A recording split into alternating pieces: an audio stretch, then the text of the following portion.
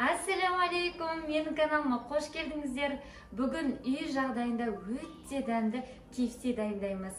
Ал ол үшін бізге әрине тауықтың қанаттары керек және аяқтары керек. Ал кеттік. Қанаттарын бас жағын міндетті түрде кесіп алып тастаймыз. Басында кесіп алып тастауға ұмытып кетіппін. Маринадтан алып кесіп қайтадан салдым. Маринад үшін кептірілген сарымсақ немесе қарапайым сарымсақ керек болады.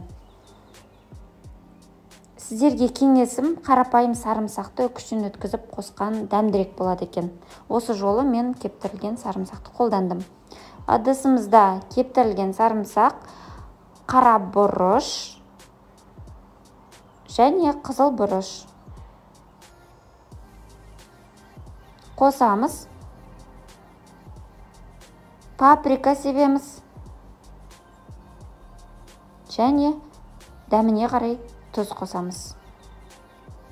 Негізі тұзды аямай көбірек қосқан дұрыс болады. Салқын суды бетінен асырып құямыз. Жақсылап араластырамыз. Бетін жауып 2-3 сағатқа тоңазытқышқа салып қоямыз.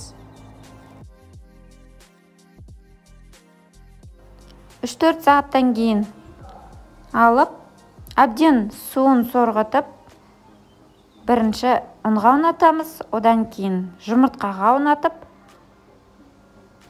кейін панировочный сухариге жақсылап аунатамыз. Осылай барлығын дайындап аламыз.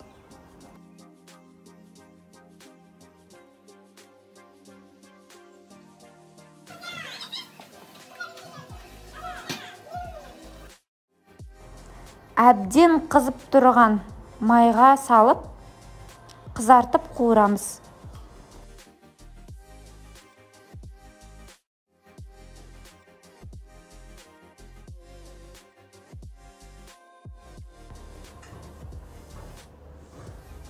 Әбден майын сорғытып, қағаз майлыққа қойып шығамыз.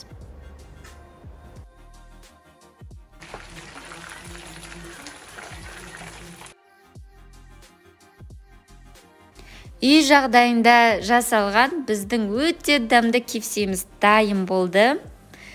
Сөзбен жеткізе алмайым. Енді керемет. Балаларыңызбен таласып жейсіздер. Сырты қытырлақ, іші жұмсақ. Міндетті түрде жасап көріңіздер.